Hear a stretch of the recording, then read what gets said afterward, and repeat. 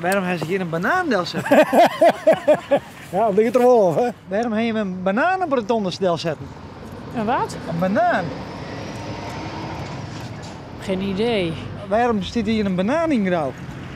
Nou, dat is een goede vraag. Ik heb geen idee eigenlijk. Nee, geen flauw idee.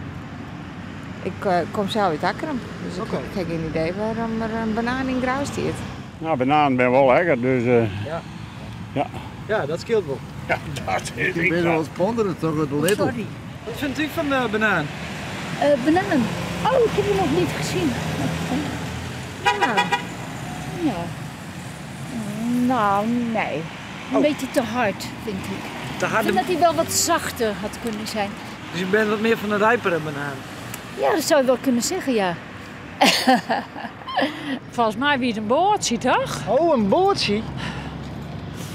Oh ja. Wat vind je ook van deze banaan? Ja, maar dat is een schilderd, vind ik dat. Het is een schitterend kunstwerk. En toevallig, je treft het wel, want dit is het ontwerp van mijn huid. Van jouw huid? Ja, Aha. dus het is heftig Ja. als het er daar staat. Ja, we zijn er heel bij Isma en het is een mooi beeldmerk worden. Ja.